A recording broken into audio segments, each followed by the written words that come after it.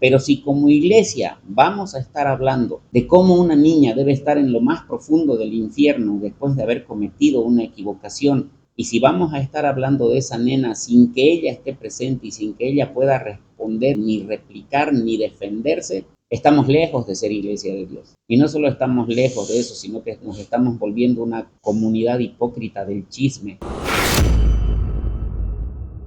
La base del mensaje de hoy es el suicidio asistido por eutanasia a la niñita, a la señorita Noelia Castillo en España. Un tema muy duro, pero que refleja tantas cosas. La dureza de los corazones en realidad del ser humano, en síntesis, se resumiría en todo ello, ya que el suicidio por asistencia de esta señorita no solamente ha sido un hecho como tal aislado, sino que ha sido la línea final de toda una vida, lamentablemente una vida triste, marcada por el abandono, por el desprecio, marcada por la traición, marcada por la violencia y marcada por un montón de cosas que tuvo que vivir esta señorita, y más que nada por el abandono de la familia, por el abandono de los amigos, por el abandono del sistema que tenemos como humanidad y por el abandono de la iglesia. Así que en este mensaje se le va a dar palo a medio mundo. ¿Y de qué se trata? No de que nosotros nos pongamos en un tema de juicio, porque justamente el mensaje se trata de esto en su segunda parte y ya lo vas a poder ver,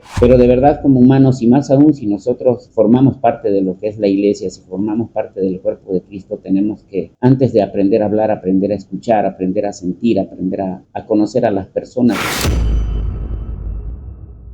Y es que la base de todo esto y la base de lo que le pasó a esta niña, como de lo que vive muchísima gente, ha sido la depresión. Ya hemos hecho estudios anteriores, estas tragedias suceden, lamentablemente estas situaciones son del diario vivir. No es la única persona que se ha suicidado, lamentablemente no ha sido la primera, no será la última, pero ahí es donde tenemos que poner el ojo, ahí es donde tenemos que poner principalmente el amor y ahí es donde tenemos que tratar de mejorar todos, ¿no? Porque este no es un problema de una persona, totalmente es un problema de sociedad, es un problema de familia, es un problema de conjunto, y es que de verdad el enemigo está ganando mucha cancha en esto y lo está haciendo en base a todo lo que es el abandono, la depresión que se produce por el abandono, y lamentablemente otra vez la gran raíz es la familia, lamentablemente otra vez la gran perdedora es la familia, la gran falla es la familia, la gran falla es el núcleo familiar. Cuando un núcleo familiar desde temprana edad no te ofrece amor, no te ofrece protección, no te ofrece escucharte,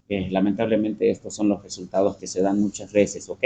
La depresión es un estado incontrolable de nuestro ser, cuando nuestro ser se siente vacío, cuando nuestro ser se siente fuera de lugar, cuando nuestro ser siente que no tiene propósito, cuando lo que es nuestro yo está desubicado de su contexto, cuando nuestro yo no tiene un porqué, no tiene un dónde, no tiene una personalidad, no tiene un quién soy, para qué sirvo. Esa es la base de la depresión. Qué sé yo, sensación de vacío, falta de propósito, culpa excesiva muchísimas veces, eso lamentablemente generado en la familia, desesperanza, aislamiento, todas esas circunstancias las tiene una persona que padece de depresión, pero las tiene de una manera incontrolable. No se trata de una simple tristeza, y quienes hayan sufrido de depresión, por supuesto que lo entenderán. Y yéndonos a la Biblia, como siempre, inclusive los hombres y mujeres de Dios, los llamados héroes de la fe, también sufrían de depresión. En el Salmo 42, verso 11, el mismo rey David, el gran rey David, decía: ¿por qué te abates, oh alma mía, espera en Dios? El rey David fue alguien que nombrado como uno de los héroes de la fe más importantes de la historia bíblica, pero fue alguien que lamentablemente metió la pata, la metió en hondo y también cosechó lo que sembró tanto en carne como en lo espiritual. Entonces, por supuesto, como un ser humano normal, también sufría de depresión, también le llegaron ataques de tristeza y todo ese tipo de cosas, pero su historia también es una gran historia de redención. Igual en Primera de Reyes, en el capítulo 19, en el versículo 4, salud. Ni más ni menos que Elías, el gran profeta Elías, que charlábamos con Juan Carlitos hace un rato, que era como el Goku de los profetas, ni más ni menos que él, siendo el gran profeta Elías, también sufrió de depresión, sufrió de ataques de pánico, Hay su historia en la que la reina, creo que era Jezabel, ¿no? No me acuerdo. Bueno, pero la reina no sé cuál lo perseguía para matarlo, entonces el gran profeta se murió de miedo, fue a esconderse en una cueva y con ataques de pánico, depresión, todo un despelote. ¿Por qué te digo todo esto? Porque que nadie te juzgue, ¿ok? Si estás con depresión, si estás con ataques de pánico, si estás con cualquier cosa en tu naturaleza, en tu alma que te afecte, nadie tiene el derecho de juzgarte, nadie tiene el derecho de creerse superior a ti, y menos aún si es un hombre o una mujer de Dios. En la gran mayoría de los casos, el origen lamentablemente es en la niñez. Lamentablemente ahí donde tendrían que haber estado los papás, donde tendrían que haber hecho una labor con amor, donde tendría que haberse generado un lugar de protección, no solo de sustento, sino de protección y de amor y de alegría. Cuando eso se ve resquebrajado, cuando eso se ve roto, cuando eso desaparece, entonces el alma de la pequeña persona se rompe. El alma de esa pequeña persona se desubica, el alma de esa pequeña persona no tiene un lugar, no tiene un porqué, no tiene un cómo, y de ahí es donde se ve aislado de lo que tendría que haber sido su vida. Entonces todos esos patrones se forman en la infancia, y peor aún, si dentro de la familia la persona recibió ausencia, recibió rechazo, crítica constante o el abuso en cualquiera de las formas, pues eso deja profundas huellas, que tal vez en un momento disimulen, tal vez en un momento no se sientan tan duras, pero llega también el momento en el que cualquier situación activa esos daños en la niñez, el resultado puede ser realmente devastador. Los padres tienen autoridad emocional y espiritual sobre los hijos, pero esa autoridad pueden afirmar identidad o pueden destruirla. Por ejemplo, cuando los papás fallan, cuando hay crítica constante, eso va a generar sí o sí una inseguridad en el hijo. Cuando hay ausencia de papá, mamá o peor aún de ambos, se genera en el niño un abandono emocional con el que va a tener que lidiar de por vida. Mucho peor cuando en el entorno familiar hay violencia, hay abuso, todo eso se replica en el niño que crece con una constante sensación de miedo y que en la etapa adulta todo eso se refleja en una variedad de traumas de diferente índole que hacen que de verdad la situación de vida sea difícil. En Efesios, en el capítulo 6, en el verso 4, hay una gran verdad y dice: padres, no provoquen a ira a vuestros hijos. Y en Colosenses, en el capítulo 3, verso 21, dice: no exasperen a sus hijos para que no se desalienten. En este caso, según la traducción de la lengua original, la última palabra, desalentar, conecta directamente con estos estados cercanos a la depresión. Entonces acá nos hace ver el Señor también cuál es la importancia absoluta de los papás en el desarrollo emocional de la persona, y lamentablemente cuando los papás fallan, la persona termina con una vida realmente triste, con una vida difícil, que bueno, gracias a Dios está el Señor y un montón de circunstancias que Él puede utilizar para sanarte, pero lamentablemente cuando en el entorno familiar hay fallas, hay violencia, hay abandono, hay un montón de ese tipo de cosas, se generan situaciones que pueden terminar muy mal y de una manera muy triste. Cuando los papás cumplen su rol en amor, en comprensión, pues dan identidad a los niños. La persona crece con una identidad reforzada, la persona crece sabiendo quién es, sabiendo a dónde quiere ir, sabiendo sus metas, teniendo en claro su vida, sus perspectivas. También le afirman valor a la persona, entonces las personas crecen con una identidad y con un valor. Y por supuesto el amor siempre gana. Cuando en un hogar el niño recibe amor, siempre va a tener un corazón lleno, siempre va a tener un corazón feliz y por ende va a tener amor para dar también. En el libro de Proverbios, en el capítulo 22, verso 6, dice: instruye al niño en su camino y de grande no se apartará de él. Y eso nos sirve para las dos circunstancias también. Si el niño en su niñez ha visto violencia, ha visto burla, ha visto abuso, ha visto un montón de cosas, eso es lo que va a replicar en su juventud y en su edad adultez. Pero si en su niñez el niño ha visto amor, ha visto comprensión, ha visto lealtad, eso es lo que en su juventud y en su adultez va a reflejar también. Y lo decía el apóstol Juan en la tercera epístola de Juan, En el capítulo 1, verso 4 decía, no tengo yo mayor gozo que el oír que mis hijos anden en la verdad. Cuando un papá o una mamá, por supuesto, ha cumplido con su rol en amor, no queda de otra que a los hijos les vaya bien. Habrán problemas, porque nunca fallan los problemas, pero en líneas generales, cuando un niño ha crecido en amor, cuando un niño ha crecido en una familia estable, cuando un niño ha crecido más que recibiendo buenas instrucciones, cuando ha recibido buenos ejemplos, es una persona que va a replicar esos buenos ejemplos. Cuando no ha sido así, la persona va a crecer con un constante no valgo en su corazón, con un constante no soy suficiente, con un constante no soy amado, con una falta de afirmación en sus verdades, en sus principios, en su valor y en su moralidad.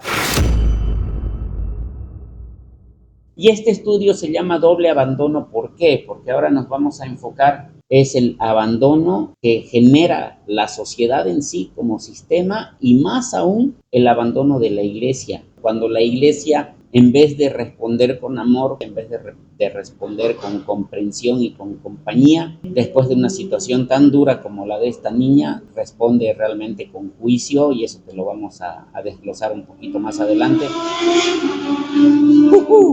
Ese vino todo chancho. He visto unas publicaciones muy tristes en donde lo más bíblicamente posible reforzaban cuán al fondo en el infierno iba a estar esta nena por haber cometido suicidio. Entonces estas son cosas que como iglesia definitivamente no pueden ser, que como una iglesia que debería mostrar el amor de Dios no debería mostrar este tipo de cosas, más aún en la situación de una persona que lamentablemente ya se fue, ¿no?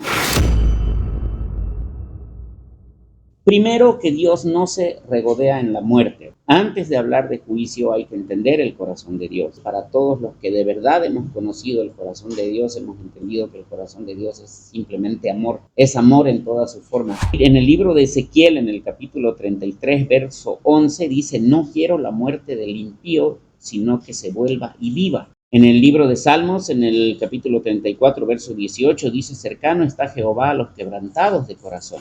Entonces, una niña que ha sido destruida por dentro, por supuesto que no es motivo de burla espiritual, por supuesto que no es motivo, peor aún, de juicio después de que haya hecho lo que hizo. Menos aún si no tenemos en cuenta que ha sido una persona que ha pasado por todas las etapas posibles de abandono desde la familia, el daño que sufrió fuera de la familia que la llevó a cometer un intento de suicidio la primera vez, fue fuera de la familia, fue un abandono del sistema, fue un ataque de maldad que ella recibió y eso la hizo lastimarse de tal forma en que quedó parapléjica, ¿no? Luego de ello, lamentablemente, ni el sistema la ayudó, lamentablemente la familia tampoco estuvo ahí y lamentablemente quienes debieron entregarle una palabra de amor y una palabra de esperanza parece que tampoco estuvieron ahí. Entonces no se trata de que como creyentes nosotros usemos la Biblia para agarrar literalmente a bibliazos a alguien, peor aún después de que se haya ido de acá, en vez de demostrar palabras de comprensión y de amor. En Primera de Corintios, en el capítulo 13, versos 1 y 2, dice, si no tengo amor, nada soy. La esencia misma de Dios es amor, por lo tanto los hijos de Dios, de lo que debemos estar recubiertos es de amor, de lo que debemos estar llenos es de amor, para dar amor, para rebalsar amor a otras personas, de eso se trata.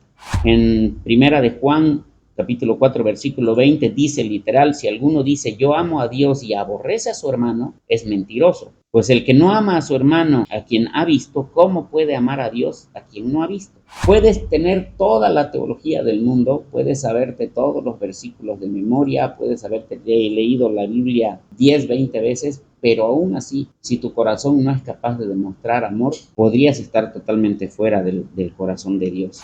Jesucristo nunca trató así a los heridos. Cuando la gente rota aparecía, Jesús jamás rechazó a una persona rota. Jesús jamás rechazó a una persona que se acercó a él con dolor. Y entonces nuestra boca y nuestro corazón deberían estar llenos de amor, nuestra boca y nuestro corazón deberían estar llenos de palabras de esperanza y de fe. En Juan, el capítulo 8, verso 11, hay una frase hermosa de Jesucristo que dice, ni yo te condeno. Es para justamente aquella mujer a la que los fariseos, y ahorita vamos a hablar de los fariseos, esa mujer a la que los fariseos encontraron en acto de adulterio y ya estaban absolutamente listos para matarla, para apedrearla. Es la historia que todo el mundo conoce cuando Jesús se aparece y les dice a todos ellos: el que esté libre de pecado que tire la primera piedra. Todos ellos, condenados por su conciencia, se fueron, y entonces Jesús le pregunta a esta mujer: ¿ellos no te condenaron al fin? La mujer le dice: no, y él le dice con todo su amor: ni yo te condeno tampoco, vete en paz. Ese es el ejemplo de amor que nos da Jesucristo, ¿ok?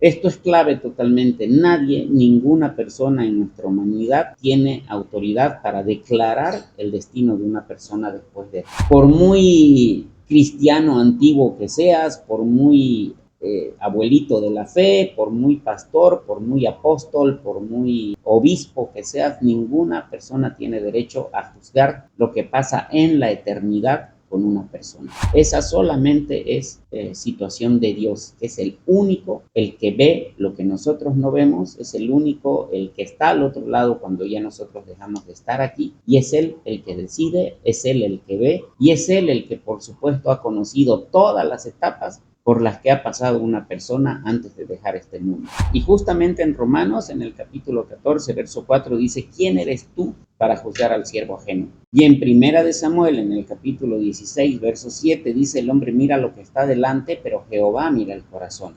Las personas que juzgan ven un acto, solo un acto, y Dios vio toda una historia de dolor. Los que han juzgado la situación de esta niña no han visto los años de depresión, no han visto los años de abandono, no han visto los años de tristeza, no han visto los años de soledad que pudo haber pasado esta niña. El hecho de que juzgues la historia de una vida por solamente un acto que ha podido cometer esa vida en un momento desesperado, en un momento de soledad, en un momento de desesperación, no da para juzgar así toda la vida de una persona por solamente un acto que haya cometido. El Señor ha visto lo de antes, el Señor ha visto lo que ocurrió, y el Señor por supuesto que va a mirar lo que ocurre después.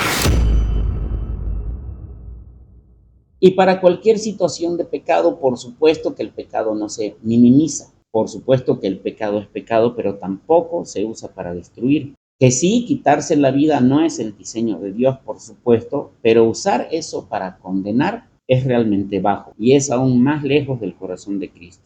Capítulo 2 del libro de Romanos, en el versículo 4, dice literalmente: su benignidad te guía al arrepentimiento. Y su benignidad es en amor, es la contrición que nos da el Espíritu Santo, es una contrición en amor. Y ahora me recuerda un verso también, lo voy a parafrasear un poquito porque dice, hablando de los que no conocen a Cristo, dice: ¿cómo conocerán a Cristo si no hay nadie que les predique? Para que conozcan a Cristo, dice el Señor, y yo los salve.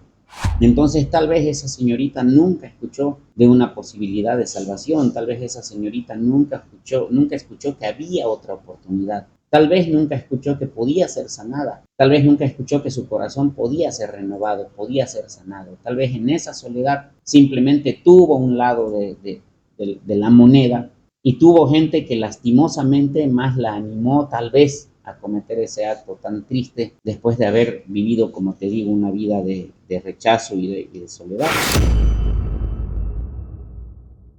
Como esos antiguos fariseos que al ver a una persona en pecado estaban listos con la piedra para matarla. En esta nuestra época lamentablemente tenemos fariseos de esa misma índole. Fariseos que lejos de entristecerse por una situación tan dura, lo que hacen es recordar todos los versículos que pueden de la palabra de Dios para condenar a una persona que ni siquiera puede defenderse delante de ellos. Entonces eso no es gracia.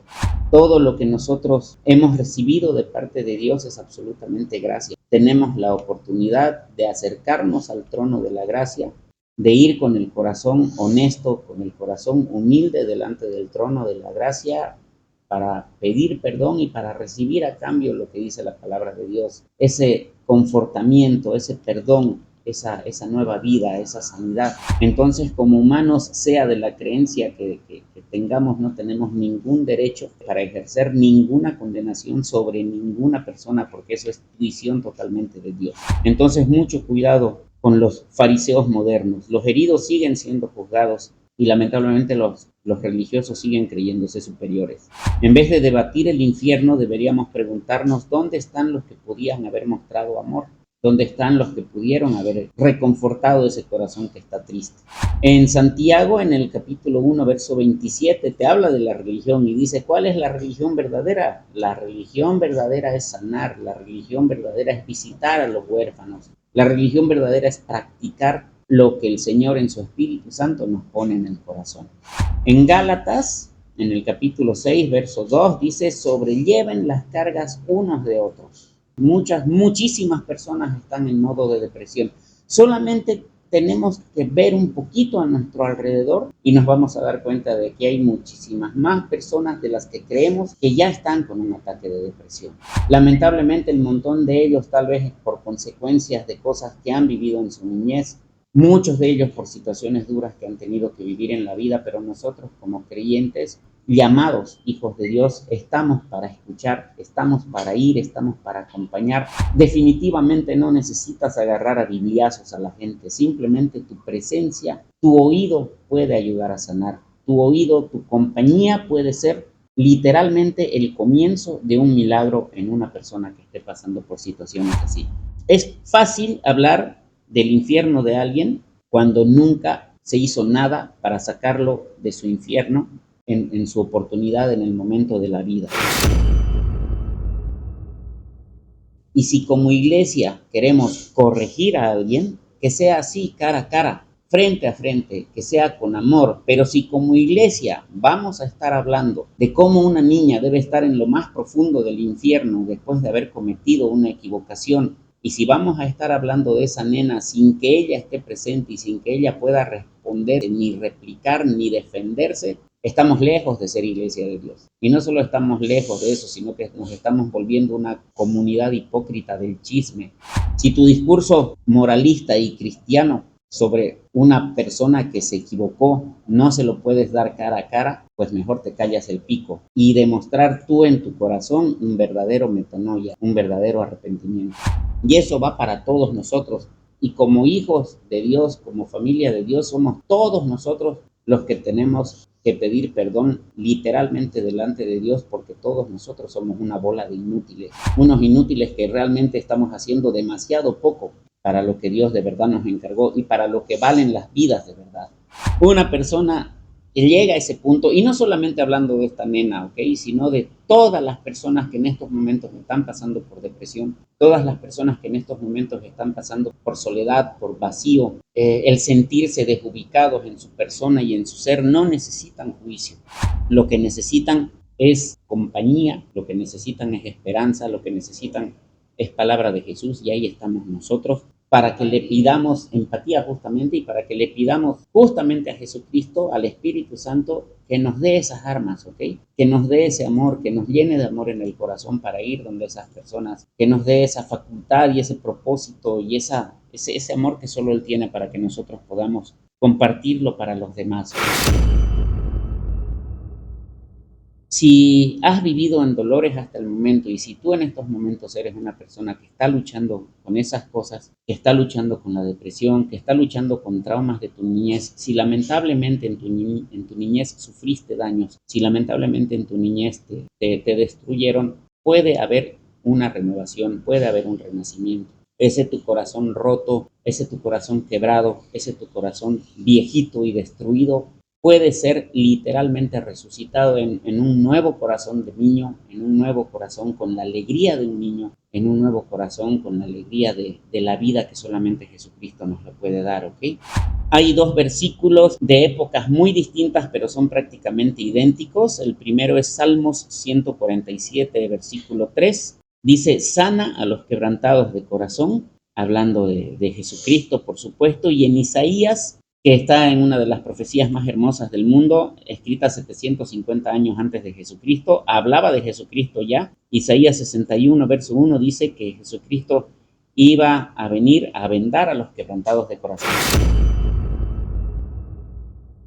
Todos estos temas que lamentablemente se generan en la gran mayoría de los casos en las familias son porque lamentablemente ni siquiera los papás que han fallado han tenido culpa muchísimas veces, porque lamentablemente un papá o una mamá que falló es porque a su vez en su generación anterior tuvo padres que le fallaron. Es porque a su vez en su infancia también recibió daños y así generacionalmente. Entonces, todas estas cosas muchísimas veces se dan de generación en generación y son realmente patrones de conducta, lo que la palabra de Dios llama maldiciones generacionales también, son patrones de conducta que se heredan, porque el niño que recibió daño, el niño que fue abandonado, el niño que vio su corazón roto en esa edad en la que solamente debería haber vivido cosas felices, lamentablemente en su adultez va a replicar eso también. Y va a replicar el dañar a sus hijos, y va a replicar el abandonar, y va a replicar el hacer estas cosas.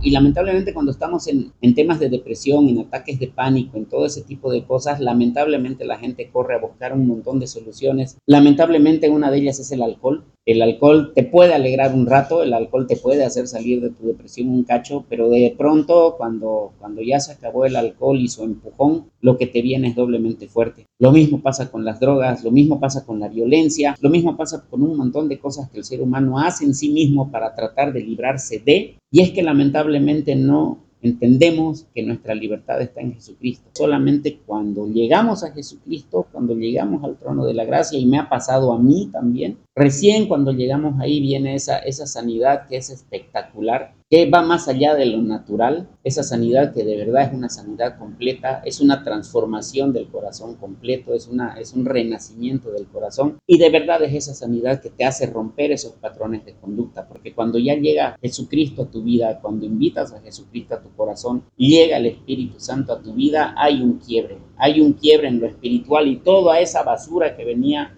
hasta tu generación, esos patrones de comportamiento, esas maldiciones, inclusive esos temas espirituales malignos que estaban en la familia de generación en generación, nada de eso puede ya con el dominio del Espíritu Santo en tu vida. Entonces todo eso se rompe. Y a partir de ahí, ya tú con la presencia de Dios puedes dar ese amor a tus hijos. Ya puedes enseñar a tus hijos en los caminos del Señor. Ya puedes dar un ejemplo de amor. Ya puedes dar porque te desborda ese amor. Entonces tus hijos lo ven. Tu familia lo ve. Tu esposa, tu esposo lo ve. Y entonces ahí es donde realmente empiezan a ocurrir ya los milagros. Porque un primer milagro es un corazón cambiado, que antes estaba acostumbrado a la violencia, que antes estaba acostumbrado a los vicios, que antes estaba acostumbrado a vivir en la basura. Un corazón que se dio la vuelta ya es un milagro. Y ese corazón que se dio la vuelta y está empezando a vivir otras cosas va a contagiar ese tipo de milagros a toda su familia, a toda su casa. Y ahí es cuando se empieza a cumplir la palabra de Dios. Y ahí es cuando se va a vivir en tu vida esa hermosa promesa que dijo: tú y tu casa serán salvos. El milagro en una familia empieza con una persona que entienda que por sus propios medios simplemente no puede, una persona que entienda que su naturaleza no le da para salir de problemas ni para su salvación, si no es con Jesucristo. Entonces, cuando la persona entiende eso y dice: ¿sabes qué, Señor Jesucristo? Hasta el momento no puedo y no voy a poder, entonces te lo entrego a ti. Una persona que sabe, entiende el entregar su vida totalmente a Jesucristo para que Jesucristo sea el piloto, es ya un milagro.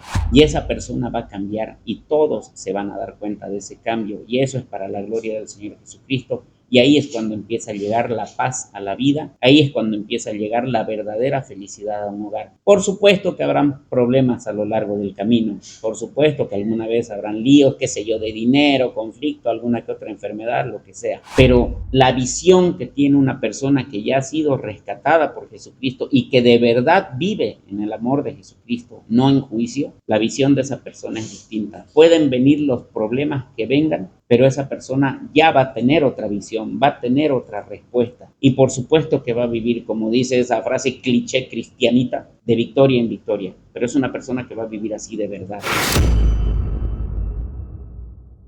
Si hubo daño, hay también una decisión que nosotros tenemos que tomar como personas. Primero es confiar en Jesucristo y saber que si recibiste ese toque, si estás escuchando este mensaje, por ejemplo, y algo está tocando tu corazón, justamente es ese Espíritu Santo que te dice: yo puedo arreglar todo. Solamente ten la confianza de abrir tu corazón, el Espíritu Santo va a entrar y vas a ver cómo todo va a empezar a cambiar. Vas a empezar a sanar, vas a empezar a perdonar, que es una gran parte del proceso de sanidad, porque la gran mayoría de estas situaciones de depresión, de pánico, de luchas internas, de traumas y demás, es porque ha habido un daño anterior, lastimosamente y generalmente en la infancia, pero ese daño ha derivado en una falta de perdón. Y entonces, lamentablemente, y con toda la razón es entendible, la persona está triste, está acongojada, está dolida y por supuesto que cuesta perdonar a la persona que te ha hecho daño. El perdón literalmente es la punta de lanza para sanar. Perdonar a esas personas que te han hecho daño, que sí es fácil de decirlo y difícil de hacer, sí, pero lamentablemente, o para tu bendición, es un requisito sumamente importante, el perdonar, porque perdonando liberas tu corazón. Y como te lo hemos repetido un montón de veces, el Señor en su justicia va a ver qué va a hacer con esa persona que te hizo daño. Cuando tú ya formas parte de la familia de Dios, cuando tú ya eres un hijo de Dios, el Señor ya vela por ti. Y dice su palabra, el Señor se convierte en tu protector, en tu abogado, en tu defensor, en tu escudo, en tu fortaleza. Él va a ver qué hacer con las personas que te hicieron daño. Por supuesto, también, así como nosotros necesitamos pedir perdón muchísimas veces, de la misma forma también tenemos que dar perdón y tenemos que perdonar a la gente que nos haya hecho daño. Esa es punta de lanza para sanar. He visto casos de muchísimas personas, lamentablemente muchas mujeres, que han sufrido de abusos en su niñez. Repito, comprensiblemente no pueden perdonar a quien les hizo daño, pero son mujeres que viven en traumas, son mujeres que viven en pesadillas, son mujeres que viven enfermas y son mujeres que van hundiéndose más y más y más en esa depresión. Y es porque necesitamos liberarnos. Si vamos a entregarle a Jesucristo todas las cosas, tenemos que entregarle todas las cosas. Significa entregarle todo, significa entregarle lo bueno y lo malo, significa que si quieres que el Señor sea el Señor, valga la redundancia, de tu vida, eso significa señorío, significa que Él manda, significa que Él dirige. Y ten plena confianza que lo que Él diga, lo que Él haga, va a ser lo mejor para tu vida, sí o sí. No será en los términos que tú quieras, no será como tú lo hubieras hecho, por supuesto, eso lo entendimos todos nosotros también. No es como nosotros quisimos, no fue cuando nosotros quisimos, ni fue como nos parecía a nosotros. Fue Él cuando Él lo vio conveniente, de la manera en que Él lo decidió, pero su sanidad fue completa. Y por eso estamos aquí justamente para compartirte esas cosas. Porque es Él el que comienza, Él el que termina, es Él el que está en el proceso. Si te pones a pensarlo y analizarlo bien, eso es una liberación total y absoluta, porque tú ya no tienes que pelear con tus fantasmas, tú ya no tienes que lidiar con tus rencores ni con tu sufrimiento, simplemente tienes que soltar y dejar que Él haga. A pesar de que nosotros hayamos sufrido daño, a pesar de que nosotros hayamos tenido en nuestra vida X o Z cosas que nos han traído a este momento de nuestra vida, tal vez todos cojos, chuecos, dañados, vendados, medio rotos, pero podemos realmente cambiar el patrón en nuestra familia. Con la ayuda de Jesucristo, cortar todo eso en nosotros, entregárselo a Dios y esperar del Espíritu Santo eso que va a llegar, que es sanidad y llenura de amor, para que nosotros se lo demos a nuestra gente, a nuestros hijos y a nuestra familia. Si realmente cuando preparamos estos mensajes, los primeros que somos chicoteados somos nosotros. No, de ahí te das cuenta y decís, soy una rata de alcantarilla. Pero pues es Dios, Dios es bueno con todos nosotros. Dios nos sigue amando aún en nuestras imperfecciones. Dios nos sigue amando de todas las formas posibles. Y por Dios y en su nombre que tenemos que tomar ese ejemplo de amor y tenemos que recibir el ejemplo de amor de Jesucristo para que lo podamos compartir. Tenemos que tratar todos juntos que estos casos de depresión sean cada vez los menos. ¿Y eso cómo se logra en la familia? La familia es el principio de todo, familia. Realmente los papás son generadores de tanto daño cuando realmente no conocen a Dios y cuando realmente fallan. Los papás realmente son generadores de tanto daño que suceden vidas que se van antes de tiempo, suceden vidas que viven destruidas, vidas que viven enfermas, que están llenas de traumas y un montón de cosas. Pero por otro lado, cuando los papás se dejan llenar del amor de Dios, van a generar no solo una familia sana, sino hay una palabra de Dios muy hermosa que dice que la bendición de Dios abarca 1000 generaciones, es verdad, ¿no ve? 1000 generaciones, date cuenta. Partiendo de una familia, partiendo de una pareja, de una familia que haya entregado su vida a Dios, sus hijos ya van a ir con esa bendición, sus hijos ya van a ir con esos patrones de luz, sus hijos ya van a ir con esos patrones de amor. Y luego los hijos de sus hijos y tal, y tal, y tal, y tal, y es promesa de Dios. Literalmente dice hasta 1000 generaciones. Entonces, si somos papás, a no olvidar que nuestras palabras y más que nada nuestro ejemplo forma identidad. Nuestra presencia como papás en amor forma una importancia más que cualquier perfección. Y por supuesto que nuestro ejemplo de vida va a decir mucho más que un montón de palabras que les puedas decir a tus hijos. Si tus hijos te ven como una persona de amor, tus hijos van a tener confianza en ti para contarte las cosas. Pero si ven en ti una persona iracunda, una persona violenta, una persona incomprensible, una persona con la que simplemente no van a querer acercarse, vas a tener hijos que a lo largo del camino puede que lleguen a volverse inclusive hasta enemigos tuyos o lejanos. Entonces, como papás, tenemos que pedir sabiduría a Dios en todo momento y amor, a que el Espíritu Santo nos llegue de ese amor para darle a nuestros hijos ese amor. Aunque nos llenen el copete y nos vuelvan locos, pero se puede corregir en amor, se puede corregir con cariño. La violencia absolutamente es innecesaria. Y los niños que viven en violencia, lo que hacen es replicar esa violencia en donde se encuentran. Entonces, como papás, tenemos que literalmente dejarnos guiar por el amor y tenemos que dejar que el amor de Jesucristo gane en nuestros corazones. Para todos los que se dicen hijos de Jesucristo, para todos los que se dicen creyentes, dejemos que el amor de Jesús sea el que nos guíe, ¿ok? Que si vamos a usar la Biblia no sea para lastimar, para hundir o para juzgar a alguien. Si vamos a usar la Biblia, que sea para confortar, que sea para dar ánimo, que sea para dar vida. Que si vamos a corregir a alguien que veamos que está haciendo algo malo, vayamos en amor a corregir a alguien. En su presencia, cara a cara, con honestidad, sin hipocresía. Pero si vamos a aprovecharnos de una situación tan triste como la de la nena que se fue, y encima darle palo, y encima contar un montón de versos bíblicos para ver cuán profundo está en el infierno, eso es una hipocresía, es una bajeza en todos los niveles. Y realmente eso habla lo peor de los hijos de Dios. Y eso un poco refuerza el hecho de que muchas personas muchas veces prefieren alejarse de la iglesia, porque en la iglesia encuentran juicio, porque en la iglesia lo único que ven es a un tipo disfrazado de pingüino que lo único que hace es juzgar a los demás, en vez de hablar en amor, en vez de ponerse en los pies y en los pasos y en vez de analizar de que esa vida pudo haber pasado por un montón de sufrimiento y que tal vez nunca nadie le hizo conocer a ese Jesucristo de amor. Por supuesto que esto no es una validación para pecar, por supuesto que no, pero es una validación para que vivamos en amor, para que vivamos lo que predicamos. Si estamos predicando a Jesucristo, pues prediquemos amor y prediquemos amor con el ejemplo, ¿ok? Prediquemos amor en primer lugar dando amor, que de eso se trata toda la palabra. Como se darán cuenta, todos estos mensajes son cero religión, son ráfaga de bendición. Son cero, estos mensajes realmente son cero religiosidad. Nosotros estamos hablando desde corazones rotos a corazones rotos. ¿Y por qué te digo desde corazones rotos? Porque justamente todos nosotros salimos de ahí. Y ojo, corrección, no hemos salido de los dolores de donde Dios nos ha sacado, de nuestras cochineras que Dios ha limpiado, de nuestras tristezas que Dios ha sanado, de nuestros dolores que Dios llevó en Él, de nuestros daños que Jesucristo llevó en Él. Entonces, hemos venido de todos esos dolores, hemos venido de todas esas durezas, muchos de nosotros hemos venido de cosas realmente duras. Y es por eso que acá, por lo menos lo que es en Hijos del Trueno, podamos hablar con toda la franqueza que es la necesaria para hablar las cosas de Dios realmente, sin creerse mejores que nadie, sin creerse más gran cosa que nadie, sino realmente entendiendo que en nuestra humanidad toditos somos malos, entendiendo que en nuestra humanidad toditos pecamos, toditos fallamos, pero eso nos lleva a entender más bien que es Él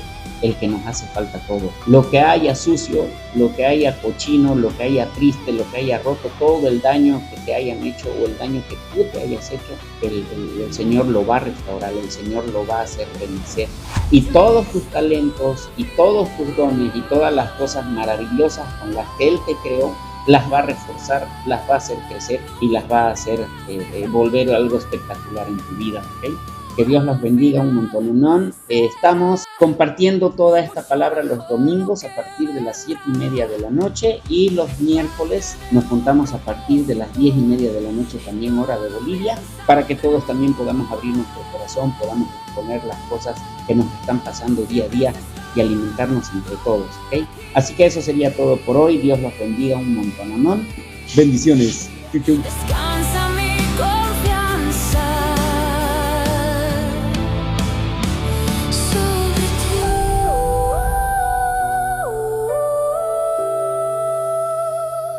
sobre ti.